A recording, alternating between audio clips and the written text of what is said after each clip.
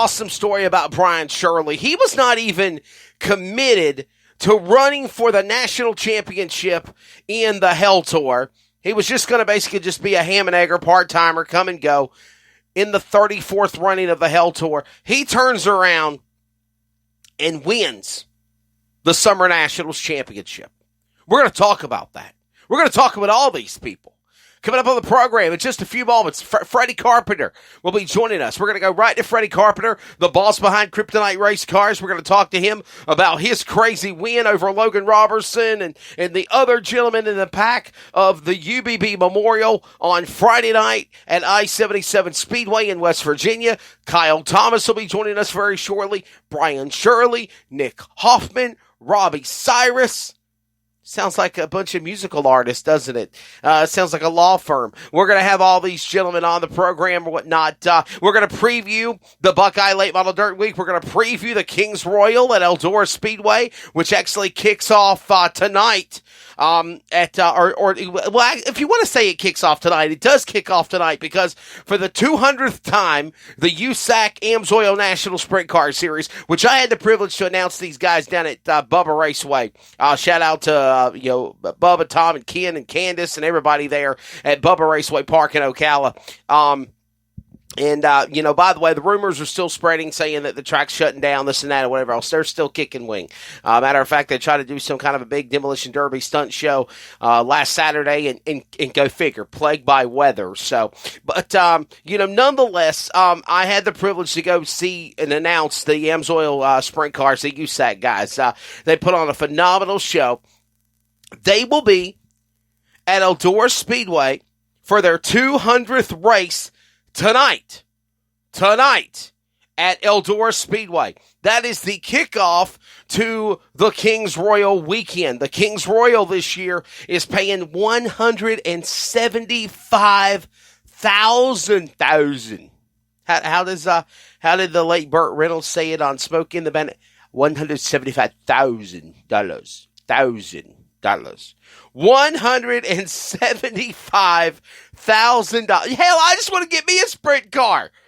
I'd have no chance at winning, obviously. I'd probably tear the wall down. But something of that caliber to race for is phenomenal. $175,000 in the Kings Royal. We're going to talk about that at Eldora Speedway. And by the way, they'll get ready for the NASCAR Truck Series, too. The Gander Outdoors Truck Series, the Eldora Dirt Derby, coming up on July 31st and August 1st at Eldora Speedway as well. There are still tickets available for the Kings Royal and for the Eldora Dirt Derby. For the NASCAR Gander Outdoor Truck Series, you can call Eldora Speedway. Go to contact Eldora Speedway, eldoraspeedway.com, or call their track offices, and they'll take care of you. We are not wasting any time. Enough of the introduction, enough of the recaps and all that cool stuff that we have going on in the program. We got a great show for you. We got a great show. Tune in. If not, you can listen now, listen later, download it, listen to it again, save it in your archives. And by the way, I want to say thank you to my executive producer, Trey Snyder, and so many other people that have helped me. The numbers for Finish Line have been through the roof since February. No, we're not setting the world on fire, and I don't expect to do that. And I'm not going to lie to people saying, oh my God, we got millions of listeners and millions of listeners. I'm not going to do that. I'm not. There are so many people out there that say they have these shows and they have these numbers and they blow it all up, and I don't lie to people. We average a couple of hundred listeners a week. We average a couple of hundred downloads a week. You know what? Damn it all. I'm happy with that. I would like to see it go further, but this is only in the first 6 months of our stages. When we had a phone conference about this the other week ago, and one of the things we said was, man, the numbers are good. It's for what it is, the numbers are good. So, I mean, obviously I'm not a Colin Cowherd or a Rich Eisen or anybody of that caliber, but to be able to do things with Fox Sports Radio, to do things with, and to be able to put these things on iHeartRadio, iTunes Radio, TuneIn Radio, Spreaker, Spotify, Google Podcasts now has it available as well. I'm still trying to lock down Apple Podcasts because I guess I'm being punished because I'm not a fan of iPhone. Bob Dillner, my colleague, friend, always says, you need to get you an iPhone. You need to get you an iPhone. I'm not a fan of the iPhone. So, but I did take it a point to try to download Apple Podcasts to try to make the iPhone people happy. So there's just another opportunity here. We are going to go to the phone lines here in just a moment. And we're going to get our first guest on the line. Thank you, by the way, before we get Freddie Carpenter coming up here, I just sent him a text to let him know that he is coming up first. He just wanted me to give him like a little quick reminder to let him know, and I have done that. So coming up first on the program, we can go ahead and call him now, guys. Coming up on the program here in just a few moments is going to be the driver of the car number C4. Okay, you can call him the C4. But he was driving the car number 21 for Kevin Powell. And he got himself a fantastic win, a dominating win, a great performance for the driver of the car number 21. Of course, the place was going bonkers. I mean, my goodness, the place was going crazy on Friday night in the 9th annual running of the UBB Little General Stores Memorial Race. And what a fantastic show he put on. We're getting ready to go to the phone lines here right now, and we're going to spend a couple of minutes with him and chat with him about his big win. The driver of the normally C4, now it's the car number 21. He drove for Kevin Howell Motorsports, just kind of a last-minute deal. The boss of Kryptonite race cars, and a damn good friend of mine. He's the only guy that I can stop in the middle of the hallway at PRI and do an interview with. Fast Freddie Carpenter, good morning, my friend. Welcome to Finish Line. Good morning. How are you? It's always good catching up with you, bud. Talk about just that crazy race at I-77 Speedway on Friday night. What a show! Man, it turned out good, but it didn't start off so good. That was kind of a last minute thing. Kenny Howell called me and wanted me to drive his car. He's got two of our cars. He's been struggling a little bit, and he said, "Why don't you come drive this thing at crate race?" And so I called, and they were running super late the same night, and I thought, well, I'll just take my car and run supers with it, and I'll run his car in that crate show. So we went down there, and we did not lap good. We were horrible qualifying. I had a hell of a heat race. I mean, we got banged up a little bit and turned through the infield, and ended up running third in the heat. And then the feature, we started, I think, 13th, and yes, man, it's a hell of a race up through there. And mind you, you struggled in the heat race. You spun out 2 or 3 times. Was the car just loose? Was it an ill-handling car that you had to tackle to figure out, or was it because you haven't raced that car before? You really had to just get adapted to it. What was the issues? Kind of all the above. He had a lot of stuff on the car wrong, and just different than where I would run it if I was racing it.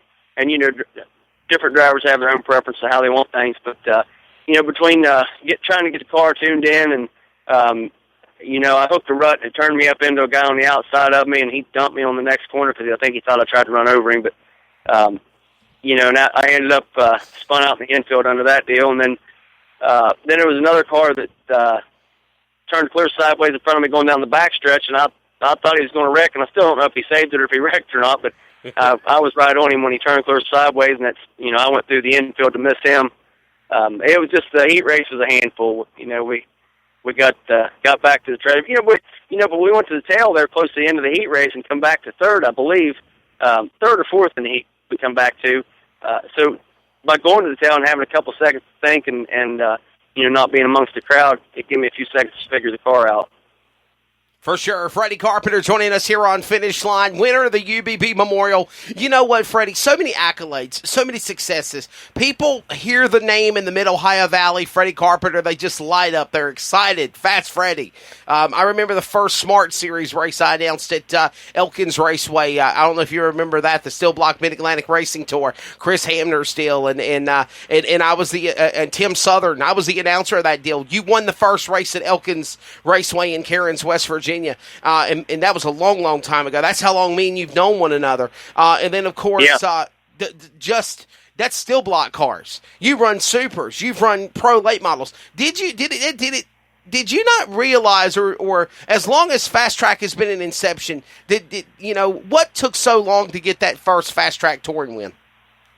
Honestly, like you said, I just didn't realize it. I hadn't. We got so involved in the super late stuff, right? That we, not on purpose, but we just didn't get. We missed out on a lot of Fast Track stuff. We ran a little bit of Fast Track stuff early on, and struggled just from not being experienced in racing really at all. Which struggled, and it just kind of slipped away from me. I just didn't realize it was something I hadn't got accomplished yet. Until late in that race, I still didn't realize it until late in that race when I thought, I'm going to win this thing. Right. And then it hit me that I'd never won one of those races before. Talk about the last lap, the last couple of laps. You were battling there with Benji Hicks, and Benji Hicks was looking to try to make history, being the 3-time winner, going for the hat trick of the UBB. Logan Robertson, this young kid, is building up his resume, a second-generation driver to his father, Greg Robertson. He probably beat doors with his father before in the super ranks, and then he comes along. And, just talk about those last, the last caution flag fell with about 5 laps to go, and then that was a power to come to the front. Talk about just what crazy chaos ensued those final laps for you. Well, I got up there on the top and got rolling on that top, and that's how I got up there and caught him for the lead. And then I pulled a bonsai slide job on the bottom and missed the bite just a little bit, and all but spun out. We were almost completely backwards, and I had the wheels jacked as hard to the right as I could get them, and I'm just praying, don't throw the caution, don't throw the caution, don't throw the caution. And I got it gathered up, and that put me back to third. Right. And, we charging hard on the top and got back up there and got by Benji for the lead and led one lap after I passed him and the caution come out. And I believe there was only 2 or 3 laps to go at that point. That's right. Yep. And I didn't even know Logan had got by Benji. And I don't think he did until the restart. When we went back green, I think he got by him on the restart. Right. But, I thought, I come by there with 2 to go, and one of the guys standing there where you come up on the racetrack was showing me hand signals, and I thought he showed me I had a pretty good lead, and I thought, well, they must really bottlenecked on that start. And so I really wasn't running as hard as I could. Don't get me wrong, I was running hard. And I come up off the next corner, and Logan's up beside me. Right. And I thought, holy cow, where'd he come from? And because I figured Benji would be back up beside me, and not Logan. I didn't even know Logan was up there in the mix. And that last lap coming down the backstretch, coming for the checkered flag, he was up there beside me, and I kind of chopped him a little bit, getting in 3 there, and to take the bottom line from him because he was wicked on that bottom. And I took that bottom line from him coming through 3 and 4, and got to the checkered flag. But yeah, he was coming. A special win. Freddie Carpenter again joining us on our Fox Sports Radio show Finish Line. Nick Hoffman, Brian Shirley, Kyle Thomas, all coming up on the way here in hour number 1, going into 2 hours here on our program. Real quickly, Freddie, how can they follow you on social media while we're throwing that out there real fast? Man, I just on Facebook. You can check me out there on Facebook under Fast Freddie Carpenter. I'm on there like that, and you can get on our website, Kryptonite Race Cars, and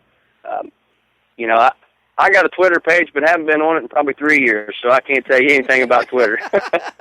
I heard that. Actually, as I speak, I'm tagging you into Twitter right now, and I'm sure it'll get retweeted next year, possibly. So, yeah. Talk about Kryptonite race cars. How popular Kryptonite race cars has become, because a lot of guys that I speak to, drivers that I speak with, they'll point blank say, Wesley, Freddie just doesn't put anybody in a Kryptonite race car. What is the qualifications to drive a Kryptonite? Honestly, there's not. We kind of cater more to the low buck teams, the local guys. You know what I mean? The regional guys, and we're just not. We're not high enough up the ladder yet to go after the guys that travel Lucas Oil and World Outlaws. We try to get somebody in those ranks in the cars. But, it's not that we won't just put anybody in because we will, but we try to work with them. and try to mold them as a driver and their whole crew. Try to get everyone knowledgeable and teach them everything we can about the whole deal instead of just selling them a race car and saying, hey, see you guys later, have a good time. We try to, because our theory is if you look good, we look good.